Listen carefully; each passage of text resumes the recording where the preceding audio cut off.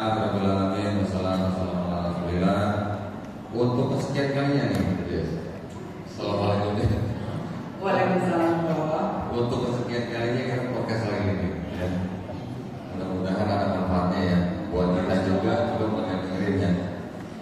Alhamdulillah, Jesslyn ini sebagai seorang cindo, cindo malam gitu. Apa? Oh, enggak sih. Ini kenapa MC jadi pada momen-momen sih? Alhamdulillah, kita tidak bisa lahir pilih sebagai cindo, nggak bisa, ya. Saya nggak bisa mau lahir pilih, aku mau lahir di cindoan, nggak bisa, ya. Begitu juga Jesslyn, begitu juga Melissa, begitu juga yang lain. Saudara-saudara kita yang semua ada di sini tidak bisa milih untuk lahir jadi suku dan ras tertentu, betul? Betul ya? Kayaknya yang bisa milih untuk lahir jadi ras tertentu kayaknya Tuhan. Ya Tuhan yang menentukan. Oh, bukan, kan di sebelah ada yang lahir jadi ras tertentu ada. Belum nyambung. Enggak, itu nanti itu bahasa lain ya, bahasa teknologi. Tetapi gini. Tadi saya bilang, kita sebagai manusia, kita tidak bisa memilih untuk lahir menjadi suku dan ras tertentu, betul ya? Tapi kalau mungkin memilih agama bisa, tapi memilih suku dan ras tidak bisa. Kita juga mau memilih orang tua kita turunan apa juga nggak bisa, betul ya? Jadi artinya apa? Kita semua di bumi ini, di dunia ini diciptakan dengan suku dan ras yang berbeda-beda. Tujuannya adalah untuk apa? Saling mengenal, saling berkasih sayang, ya, saling mengingatkan, saling menasihati. Untuk apa? Untuk kita selalu mengingatkan supaya kita mendekatkan diri kepada Allah Subhanahu wa Ta'ala. Bukan gitu ya? Nah, sekarang untuk ketiga kalinya sama Jesslyn. Kayaknya udah nggak perlu dikenalin ya, Jesslyn ini orang dari mana gitu perlu? Iya, nggak usah ya? Pokoknya kita tahu tidak penting ya dong ya. Ya gampangnya tidak penting gitu. Nah, saya mau coba ini. Kalau biasanya mungkin kita sudah berapa kali podcast, kita ngomongin hal yang kurang lebih sama sebenarnya. Tapi mungkin kalau sekarang saya mau nanya beberapa hal yang mungkin kalau Jesslyn juga nanti jangan sampai memperhatikan diri gitu. Tentu gitu. Kenapa Jesslyn akhirnya memilih agama yang Tuhannya nggak kelihatan, yang sebelumnya Tuhan Jesslyn itu bisa jadi manusia? Silakan. Ya ada bawahnya kan sendiri pokoknya. Dari repot, langsung aja. Jadi begini ya, kan dalam kata kenapa milih Tuhan yang tidak ada bentuknya, tidak bisa kita lihat, yang hanya bisa kita percaya, betul? Tidak bisa junjung tinggi. Pertanyaan kembali yang paling kaya adalah bagaimana bisa ada manusia yang menggambarkan Tuhan pada awalnya di ajaran saya sebelumnya? Apakah mereka kemudian kembali lagi dan kemudian menggambarkan Tuhan di mana Tuhan Yesus? Nanti tidak masuk akal, demikian tidak akan sampai, betul? Berarti yang sebelumnya sudah dipastikan secara logik fail. Alhamdulillah. Jawabannya tadi kalau ini berapa? Nanti sulit. Nah, terus gini. Kenapa Jesslyn mau masuk agama yang sholatnya sehari 5 kali? Belum lagi nanti sholat-sholat yang sunnah, ya kan? Dibanding dengan dulu yang mungkin kebaktiannya seminggu cukup sekali. Ya, doa mungkin bisa jam berapa aja, tapi kebaktiannya cuma seminggu sekali. Wajibnya seminggu sekali. Kenapa mau ke agama yang sholatnya sehari 5 kali? Belum ke sunnah, kan repot. Begitu ada jam-jam yang sangat gimana gitu kan? Ini itu kan ya sebelum bangun harus susah ada pakai sekarang ya. Karena fitrahnya dasarnya ketika Allah menurunkan kita dunia ini, Allah adalah kita harus membuat apa? Allah tidak ada nilai satupun ya diberikan manusia sempurna dan setiap manusia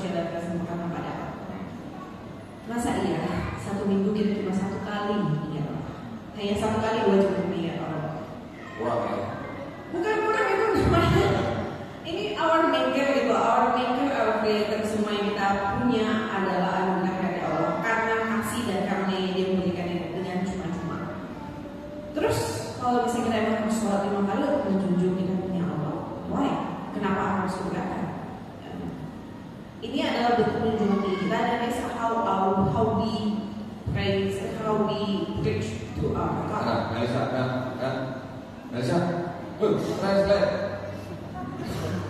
Oke, jadi ini adalah bentuk kita untuk mati kepada Allah yang kita. Allah yang kita pun harusnya adalah kita ingat setiap saat, karena semua yang kita miliki milik Allah. Jadi sebenarnya betulnya adalah harusnya setiap saat ya, tapi dimudahkan menjadi 5 waktu, di mana 5 waktu itu juga mengatur kehidupan kita dari sejak kita pagi, dari bangun tidur sampai kita akan tidur kembali sudah diatur oleh Allah sedemikian rupanya. Jadi sebenarnya itu not part of our burden, tapi itu adalah membantu melancarkan hidup kita. Alhamdulillah. Sebenarnya 5 waktu aja itu udah hasil negosiasi tuh ya. Iya, itu udah hasil gampang ya, karena setiap kalau memang menagih, Allah mau menagih harusnya 24 jam setiap saat. Karena kita harusnya sehari semalam berapa? 50 waktu harusnya 5 kali sudah atas concernnya Nabi kita, concernnya Rasulullah untuk kita, juga concernnya Nabi Musa alaihissalam untuk kita, karena beliau yang tahu lah kualitas kita gimana gitu ya. Betul, beliau tahu lah bagaimana manusia yang waktu saya sudah. Tetapi sebenarnya ya, kenapa kita sholat? Karena satu itu adalah perintah Allah. Kedua, karena ternyata kita yang butuh sholat, bukan Allah SWT yang butuh kita sholat. Kita yang butuh sholat, ya. Nah, jangan dibalik, ya. Jangan kita merasa kita sholat karena kita diperintahkan hanya karena perintah, tapi ternyata kita yang butuh sholat. Alhamdulillah. Yang ketiga, Jess. Dulu kitabnya Jesslyn, ya, yang dulu kan itu terjemahan tuh. Iya.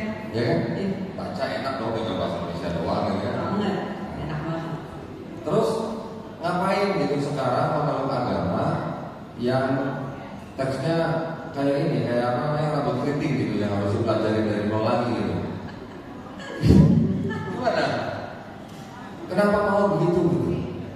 Karena hard work pays off kalau yang bukti ya, ini maksudnya ya. Jadi kalau kita diberikan suatu barang yang terjemahkan, ini kan Tuhan kita, masalah dengan keimanan kita punya kayak our sanity juga bergantung terhadap Allah yang kita. Kalau kita coba belajar kita terjemahan, gak aneh kita jadi manusia yang aneh, gak aneh. Oke, nah dan mau kayak kenapa saya memilih untuk bisa belajar karena memang kita harus belajar bahasa Arab kembali ya, belajar bahasa Arab, belajar ikro, pengucapan dan segalanya. It's difficult, it's hard.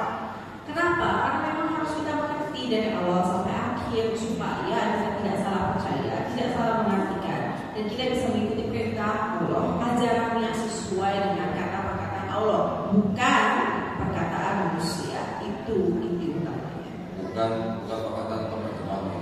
Iya dong. Karena kan ada penyalin atau penerjemah di kitab yang dulu, kita bisa buktikan bahwa ternyata penyalin juga ternyata punya pemikiran agama.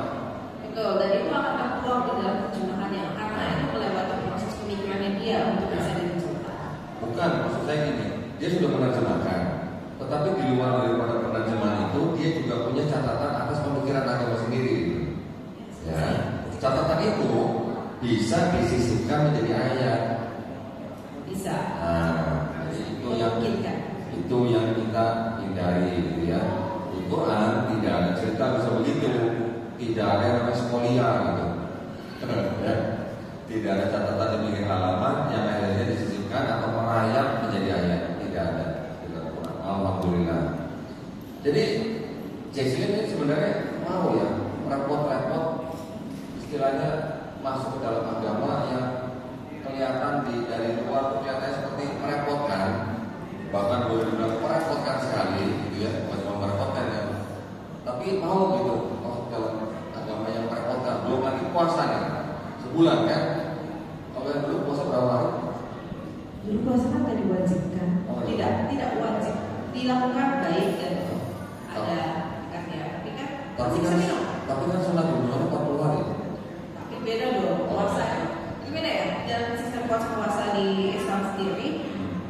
dan puasa-puasa sebelumnya dan sebelumnya kita. Kalau kita cuma masih puasa ini kan sebenarnya menahan nafsu dan segala hal yang duniawi yang dipakai ya.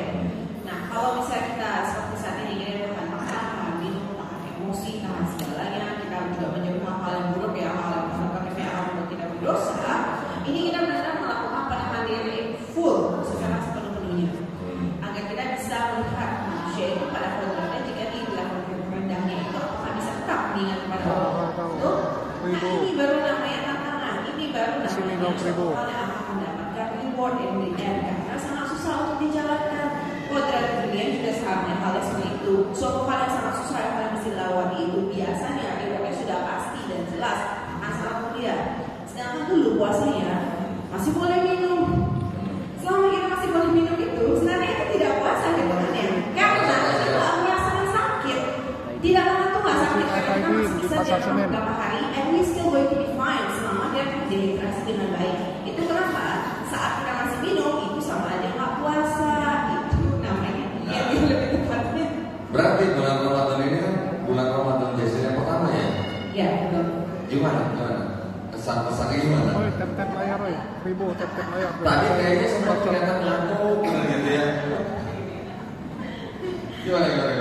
Kalau ini udah hari yang sekitar udah lumayan lama ya, udah 1 minggu. Hari berapa?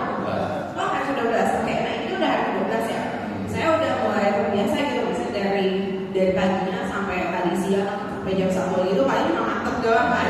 Cuma mantep. Tapi itu masih tenaga dan energi kita tahu masih cukup karena ini sudah lewat sebelumnya. Oh, hari pertama itu yang luar biasa. Ada 5 orang yang mualaf. Itu kayaknya udah mau mendekati jam Nanti cek di belum jam masih tahan. Jam 4 kita masih beli makanan prepare anything bukaan masih cara login yuk. Jam 5 login semua ya, bikin saya kubur. Ini acara login. Login terus mati. Jam 5 udah mau jam 6 sisa berapa menit terakhirnya itu yang paling menyakitkan. Tapi itulah ya challenge yang paling unik lah. Itu kenapa saya baru lagi sekarang bahwa bulan Ramadan adalah bulan kemenangan dan jadi kita menang. Sedangkan not against anything, bukan against syaitan dan lain-lain. Tapi melawan diri kita sendiri, nafsu diri kita sendiri karena sebenarnya nafsu dalam diri kita sendiri itu yang paling susah untuk kita. Ya. Hari-hari pertama biasanya badan kita apa yang namanya adaptasi lah. Iya, Ya. dia agak shock. Adaptasi, kaget kita. Jadi biasanya kalau udah masuk ke minggu pertama itu biasanya sudah menyesuaikan, sudah biasa. Iya, sudah. Tinggal lawan juga ya. Nah, tetapi gini, ini sebuah analogi namanya. Misalnya Jesslyn sakit, ke dokter, ya. Kata dokter, karena penyakit ini bagusnya Jesslyn puasa dulu. Puasa bisa mengobati penyakit Jesslyn. Itu dokter ngomong begitu, Jesslyn bayar loh. Sekali datang berapa? Mungkin 200 kan, 300 atau 300 ya. Sekali datang kita bayar, ya kan? Bayar. Bukan dokter aja bisa menyarankan pasien untuk puasa ya, untuk penyakit tertentu ya. Kita bayar. Nah ini kita ikut agama Islam, nggak bayar, disuruh puasa, masa nggak mau juga gitu untuk kebaikan kita. Nah itu ya. Jadi hikmahnya kadang-kadang jangan kita buru-buru berpikiran, aduh kok berat amat sih agama begini. Padahal yang kita lakukan adalah untuk menempa diri kita sendiri. Ya, alhamdulillah. Nanti bentar lagi bayar zakat fitrah. Nanti yang Ramadan nih, biasanya kalau Idul Fitri ya.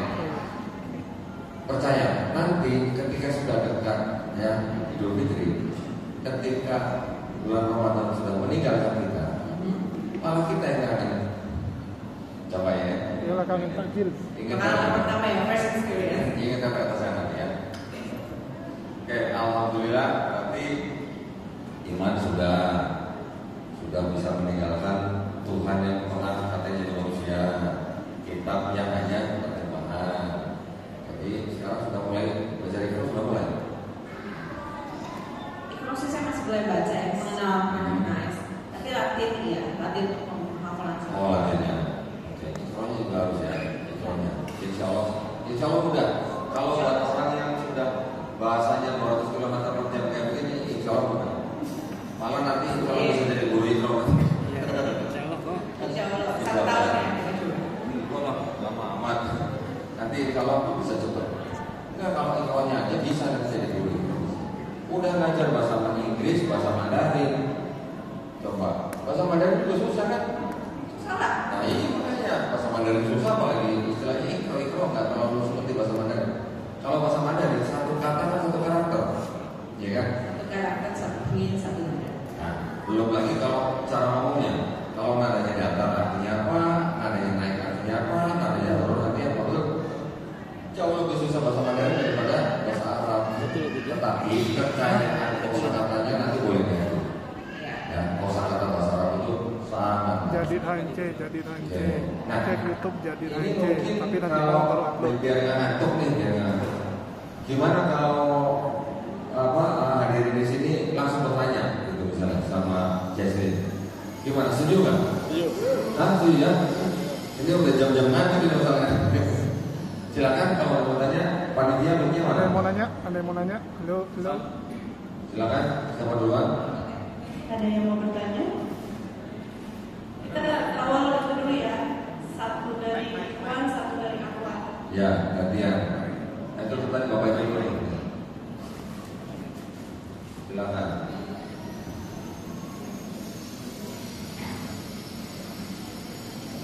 Bismillahirrahmanirrahim. Assalamualaikum warahmatullahi wabarakatuh. Waalaikumsalam. Saya Pak Hamdan dari Pasar Minggu. Silakan Pak. Saya biasanya sering melihat orang-orang di kampung itu kadang-kadang masuk Islam itu biasanya ganti nama. Kira-kira ibu ini kira-kira ganti nama, tapi nyalain nama itu apa? Kadang-kadang mereka kan menuju ke baru. Nah, sih. Jesslyn, pengen ganti nama, pengen nama Islami nggak? Kalau nama setelah saya nama orang ini sesama. Oh. Jadi saya ada kelemahan bagian nama. Oke. Nama sesama. Jadi kayaknya Jesslyn aja. Oke. Saya nggak ada nama Inggrisnya Jesslyn, saya sudah nama Mandarin. Oke. Jadi gini Pak, seorang yang masuk Islam itu kalau nama sebelumnya tidak mengandung unsur kesyirikan, itu tidak wajib ganti Pak. Ya, selama tidak mengandung unsur kesyirikan Pak ya. Baik. Selanjutnya. Dari Akwat ada yang mau bertanya? Akwat? Nggak mau orang ini nanya. Penontonnya di Nggak ada? gedung utama aku. Ada ibu-ibu tadi mau nanya di belakang. Jadi Ada? Itu kan rekam. Gedung utama di situ. enggak ada. Iwan? Ada yang mau bertanya Iwan? Ada lagi mau tanya? Ada yang mau tanya? Kan yang ke atas ya. Iya, kalau jadi kayak dia. Silakan. Nama Dedi dari Sunter. Mau nanya, waktu Jesslyn masih di Setiani itu udah tahu kabarnya waktu kisah Yesus hilang di 13 sampai 30 itu pernah cari nggak? Oh, Tentang gini. pernah Ya. tanya kayak gitu. Ya. Maksudnya gitu. Ya, Yesus hilang. Ini pencuri. Nah ini, ya terima kasih Pak atas pertanyaannya. Nah, dulu pas saya masih di agama sebelumnya, tentang kisah hilangnya Yesus dari umur 13 sampai 30 tahun jujur tidak di highlight ya. Jadi kalau misalnya kita hanya mendengarkan sebatas dari gereja atau dari bimbingan atau misalnya dari pengajaran teologi yang masih dasar itu tidak di highlight Yesus hilang. Tapi kita tahu sebenarnya kayak tidak ada rekor penciptaan tiba-tiba Yesus udah 30 tahun, tiba-tiba Yesus sudah jadi tukang kayu yang bantu ayahnya untuk melakukan pekerjaan, tiba-tiba seperti itu. Sebenarnya itu kebingungan sendiri ya kalau misalnya kita lebih mendalam. Tapi saat itu yang saya lebih concern adalah kenapa Yesus anak Allah harus kita sembah setara dengan Allah. Dan itu saja saya sudah tidak terima sebenarnya. Saya sudah tidak bisa logically itu make sense. Anak dan Allah dan Allah Bapaknya sendiri. Dan begitu sih. Cuma kalau yang di Kristen sendiri sebenarnya banyak hal bahkan tentang persalinan Yesus sendiri ya banyak yang tertutupi. Jadi seakan kita memang disetir ke arah pemahaman doktrin, di mana doktrin itu diciptakan ya yang berdasarkan bapak-bapak gereja, semua bapak-bapak gereja. Oh memang begini ceritanya dan begini yang diajarkan. Kita bakal merasa itu janggal atau aneh jika memang kita benar-benar mau menyembah untuk berdoa kepada Allah. Ketika kita benar mencari Tuhan dan kita bisa merasakan Kalau kita cuma yang penting gua ada agama, yang penting saya ada agama sih, enggak. Most Christian doesn't feel kayak mereka akan merasa seperti Mesir. Begitu Pak. Saya tambahin ya. Sebenarnya ada beberapa kisah tentang yang disebut oleh Yesus Kristus ketika dia masih remaja. Sebenarnya ada gospel-gospelnya, cuma tidak masuk dalam Bible. Karena Bible itu kan adalah kitab-kitab yang dipilih oleh bapak-bapak gereja pada saat awal mereka terbentuk. Ada gospel-gospelnya yang bahkan di dalam gospel judulnya The Infancy Gospel of Thomas. Di situ diceritakan Yesus menciptakan burung dari tanah liat, hidup, mujizat. Sama dengan Al-Quran sebenarnya. Di Quran juga ada kisah begitu. Nah, tetapi gospel itu tidak masuk dalam Bible, tidak dipilih atau tidak istilahnya dikanonisasi oleh bapak-bapak gereja pada waktu itu. Ya, tapi ada juga penulis lain yang mengatakan bahwa Yesus ketika sudah pemuda mengikuti pedagang pergi ke India, ada yang bilang begitu, menulis buku seperti itu. Nanti sampai akhirnya ke Tibet, ke Nepal, di sana dia ditulis kitab kisahnya, kemudian setelah kembali ke Palestina baru melayani. Ada yang cerita begitu, tapi itu hanya teori. Ada yang mau bertanya lagi? Tanya ke Kodon boleh, ke Cijes boleh? Ya, silakan. Assalamualaikum warahmatullahi wabarakatuh. Perkenalkan saya Sulana Fitri, dipanggil Fitri saja. Saya juga seorang malam. Saya ingin bertanya kepada Kodon karena saya juga selama waktu masih yang kemarin, saya punya keraguan tentang Trinitas. Trinitas. Dan semenjak saya tertarik dengan Islam, belajar tentang Islam,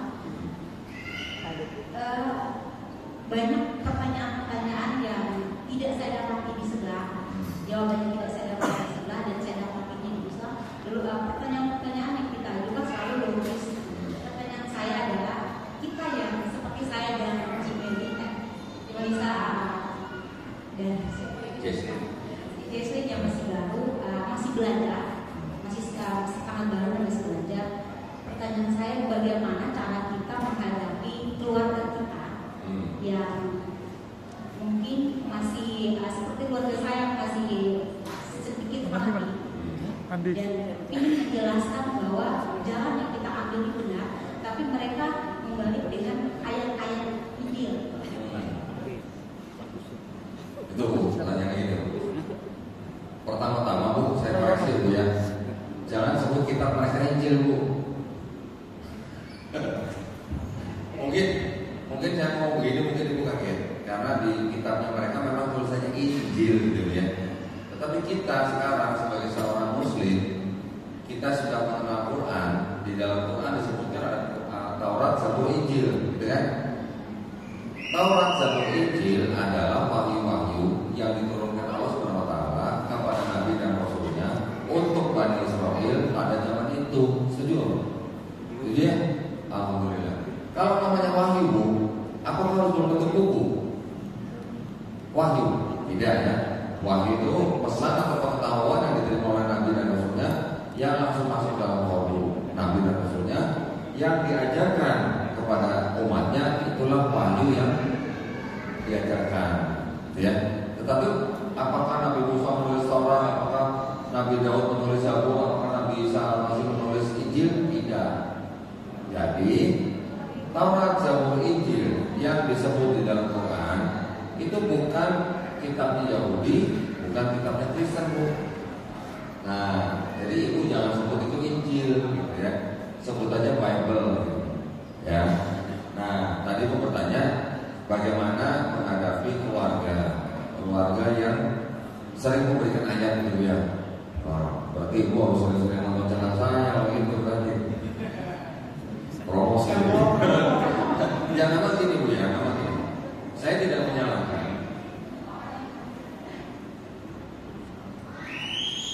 Saya tidak menyalahkan keluarga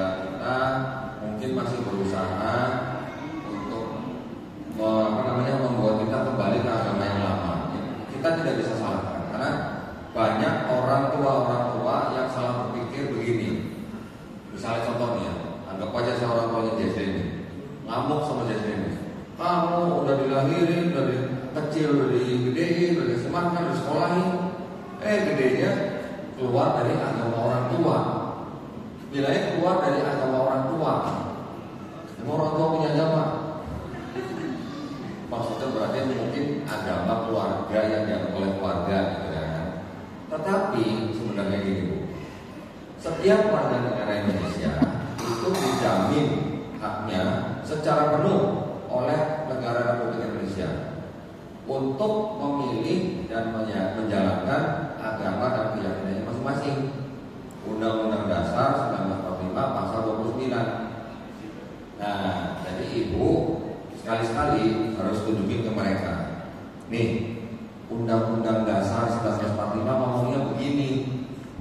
Jadi orang tua pun tidak bisa melarang anaknya yang sudah punya hak hukum untuk memilih dan menjalankan agama pilihan anaknya. Tentu saja agama yang diakui oleh negara Republik Indonesia.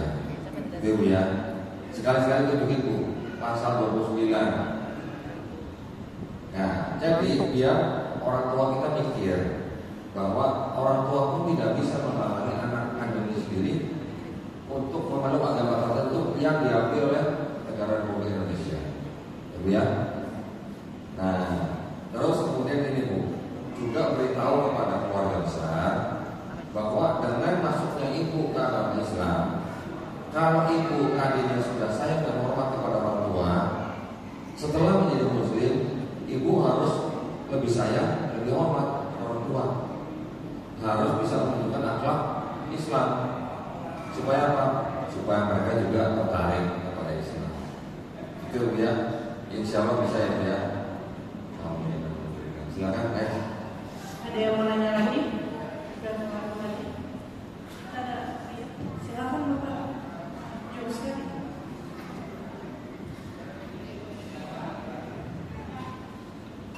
Assalamualaikum warahmatullahi wabarakatuh. Saya Ari Esteban mewakili Pakti Jabodetabek, membawa asuhan Bunda Zohri. Bertanya sekedar ditanyakan sedikit kepada Ibu Jesli ya.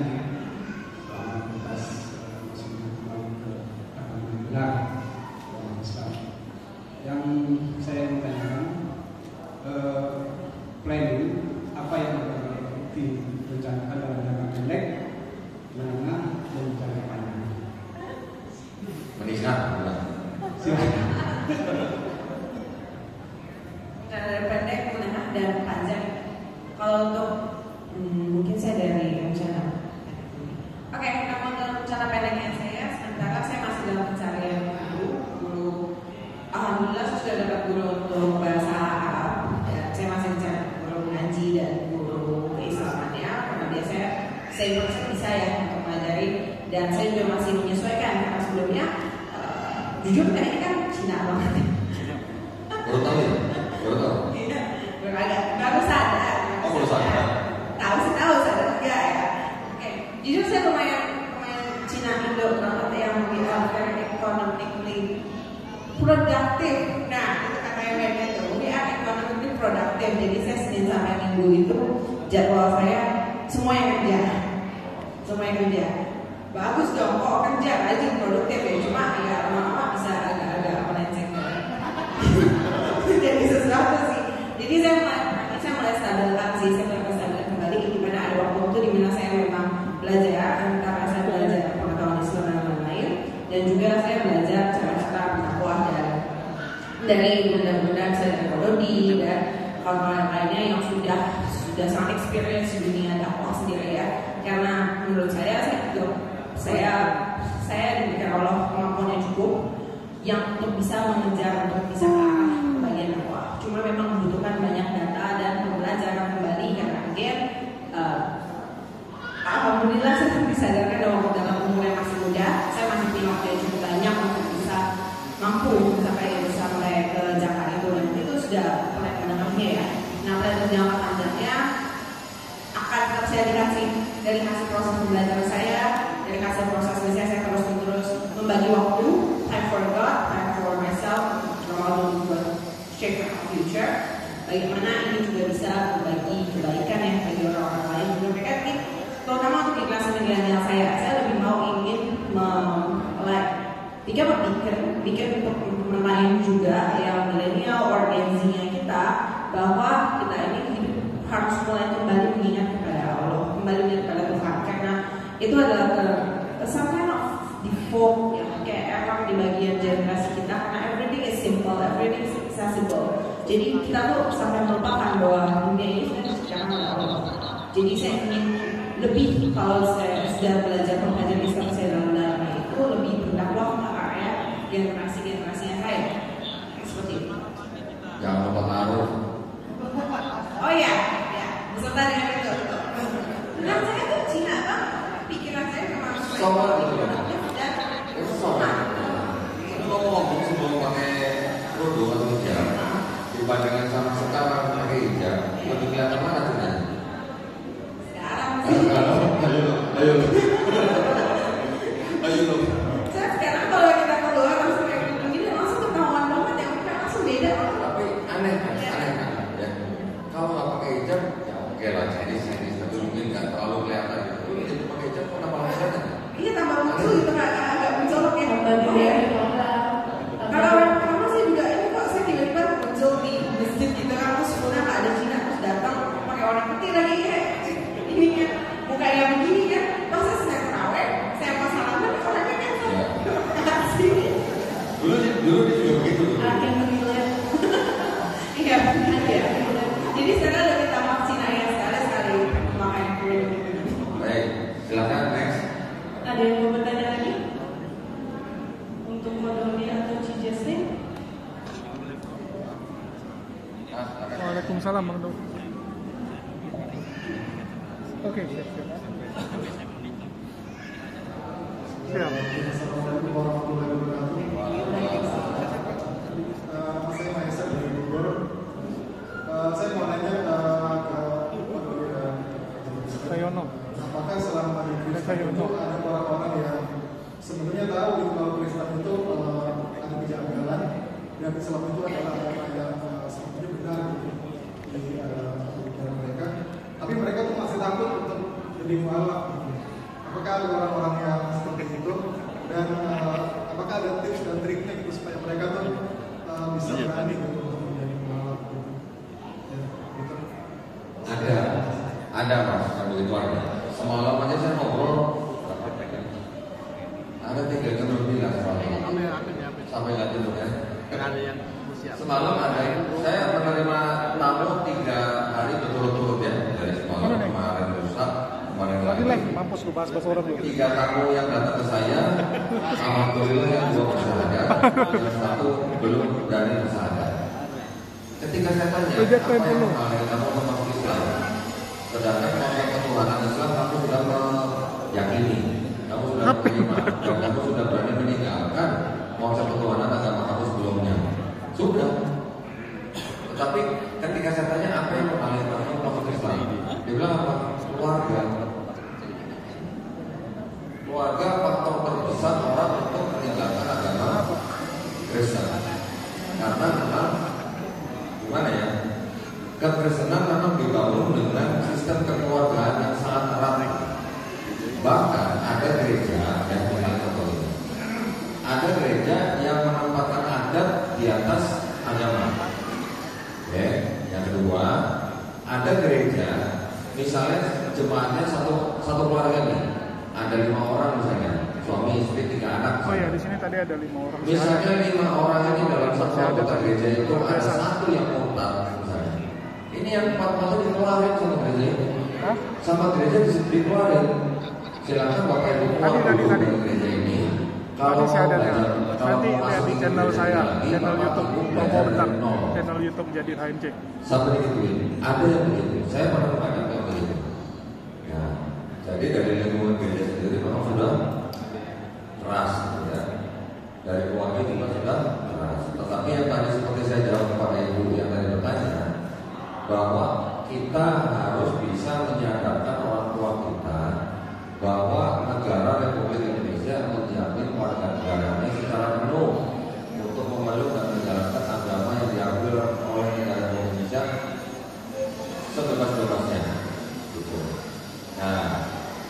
memang tidak mudah menghilangkan stigma agama keluarga, agama orang tua.